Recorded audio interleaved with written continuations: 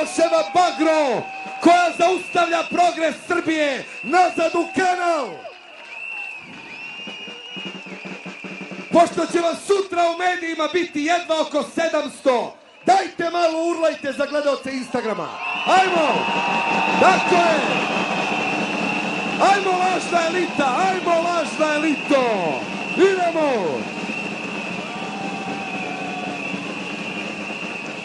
Ajmo Brco Mudi! Ajmo Lezilebovići! Evo ga i pobednik! Evo ga i pobednik! Tako je!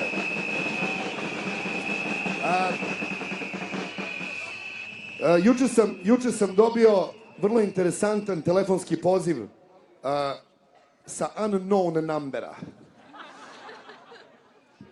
Ljubazan čovek, vrlo ljubaznim glasom, predstavi se onako kao prijatelj sa vrlo dobronameran, onako krajnje baš. I kaže mi, nije on, nema on veze, on se čovjek bavi nečim drugim, ne reče čime, ali ima neke ljude, prijatelje u službi, koji su mu rekli da bi bilo dobro da ja malo smanjim gas.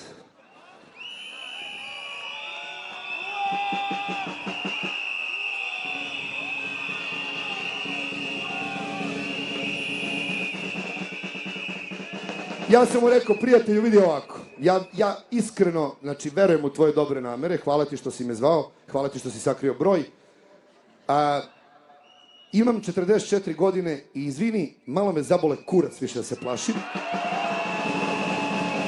Nemam ja više prava na to. Dakle, nisam mu citirao Hamleta, ali ću ga reći vama. Ne možete mi ništa uzeti što vam ja drage volje ne bih ustupio, osim moje glave, osim moje glave, osim moje glave.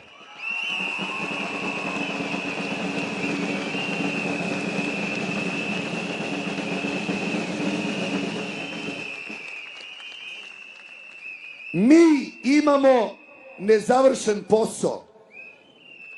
Počeli smo da čistimo kuću pre 17 godina. Nismo očistili celu gajbu. Đubre se gomila i množi i preti da nas podavi. Sad je vreme da završimo taj posao. Ja vam garantujem, nemojte se zanositi, najverovatnije nećemo pobediti na ovim izborima, ali to je krajnje nebitna stvar. Ne, apsolutno. Ono što je najbitnije je da mi sada u ovom trenutku stvaramo zdravo jezgro. Dakle, zdravo jezgro koje nisu trange, frange političari koji prodaju dupe za koalicijonu fotelju. I zato hvala Saši Jankoviću što je odbio i Čanka i Čedu. Ja vam govorim jednu stvar u kojoj sam prokleto siguran. Nema nam ni koraka dalje dok svi oni koji su zadnjih 25 godina na političkoj takozvanoj sceni u opticaju da se bave politikom. A mi danas imamo saradnike Slobodana Miloševića na vlasti. Njegovi najveštiji đaci su i dalje na vlasti.